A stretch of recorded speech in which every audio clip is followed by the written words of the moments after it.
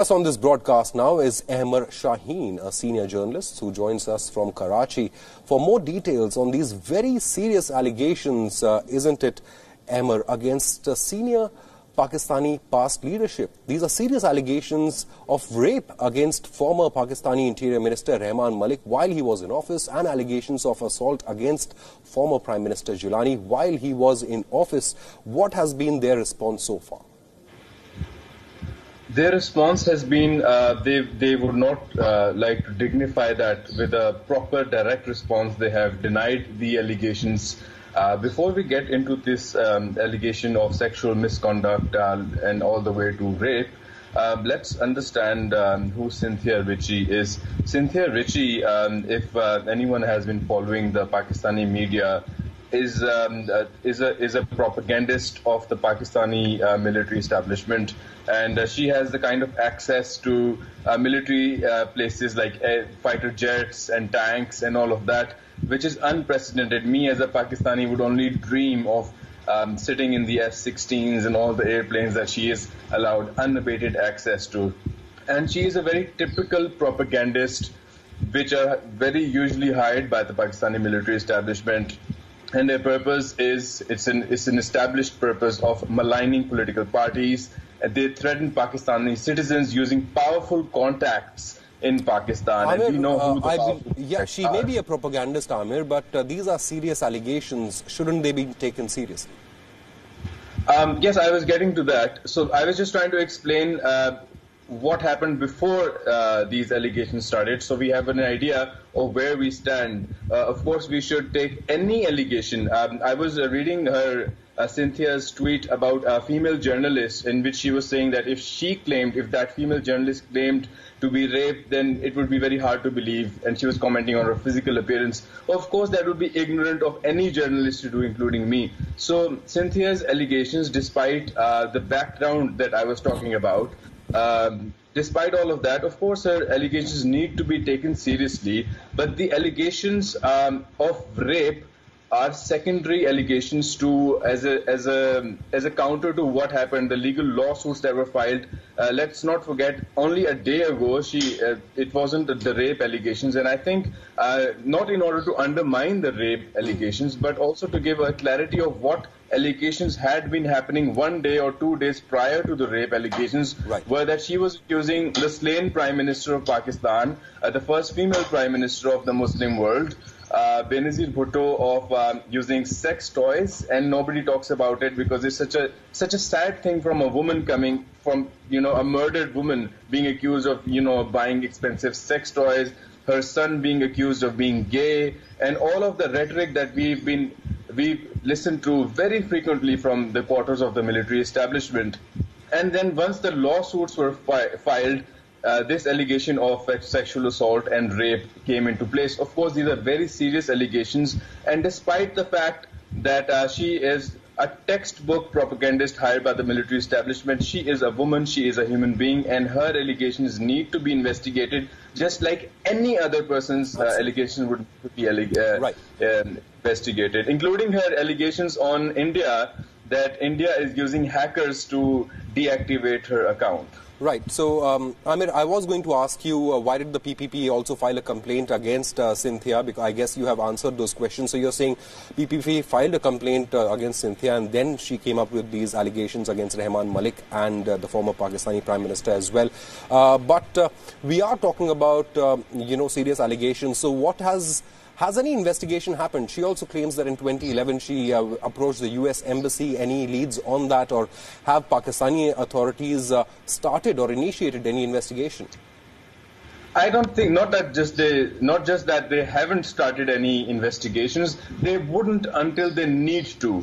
If they need to tighten the screw over Rahman Malik or any of Yousaf Raza Gilani, whose son was abducted as a result of him standing against terrorists, all these people, if they need to tighten this pressure, increase the pressure on these politicians, then they always have this rape allegation. Let's not forget, media houses and journalists are now being arrested for cases that were leveled 34 years ago.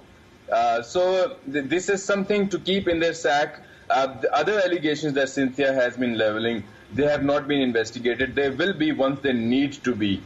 Let's also not forget that she had been talking about these people since a very long time, and she has not been taken seriously even yet.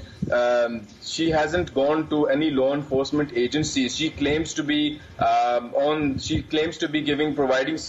providing service to the Pakistani military. The Pakistani military has never come out to deny that fact, or accept that fact for that matter. So I don't think anything is coming out of these rape allegations until and unless the Pakistan People's Party central leadership does not abide by the new rules that have been formed by the military establishment. Once they do not go for the changes in law that the military establishment want People's Party to be on board with, this will be used against them, and then the rape charges will culminate into police investigations and so forth. So far, the allegation is not a legal allegation, it's a social media allegation.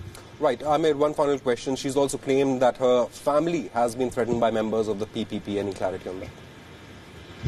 I would think, obviously I'm not privy to the facts, but I would not doubt that, because Twitter, the world of Twitter and the world of social media, when you are leveling such heinous accusations against, I'm not justifying harassment of her family, but I'm kind of understanding that unfortunately this happens, harassment and threats and even rape threats happen on Twitter. It happens to all of us journalists, and it happens to anybody speaking against different political parties and so on. It is regrettable, and to my knowledge, she also took notice. She also took legal recourse against one individual who was threatening her. She shared his screenshots, and action was taken against that culprit.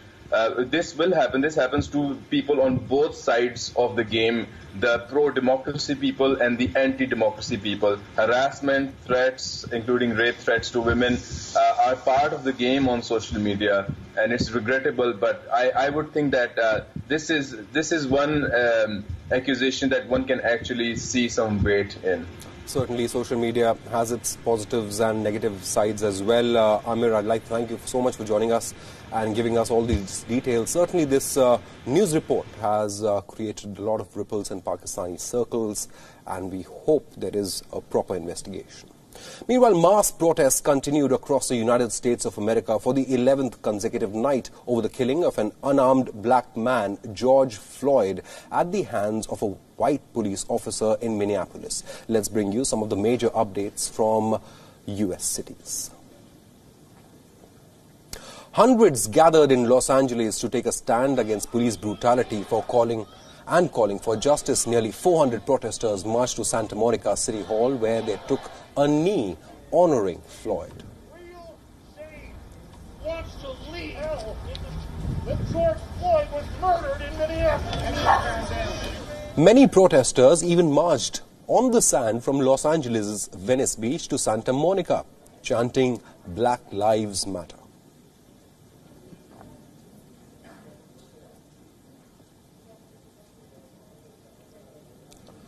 Thousands of protesters in New York took to the streets calling for justice for Floyd and also Breonna Taylor. No justice! No peace! No justice! No peace! No justice! No peace! Many demonstrators also marked Breonna Taylor's birthday during the Black Lives Matter rally. The 26-year-old worker was shot dead in her own home by police officers who barged in, alleging that her home had been used by drug dealers.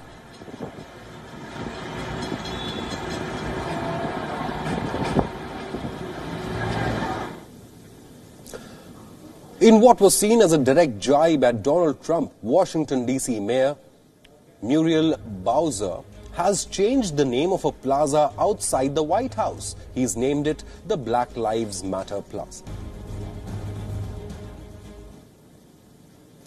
This newly christened corner is significant because this is where peaceful protesters were tear-gassed so that Trump could have his photo op.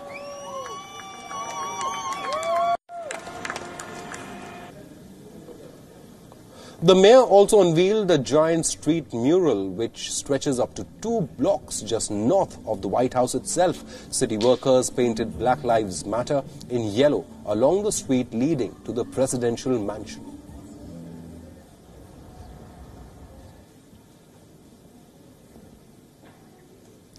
In Chicago, US rapper Kanye West joined the protesters in a massive rally against police brutality. According to reports, Kanye West has also established a college fund for George Floyd's 6-year-old daughter, Gianna.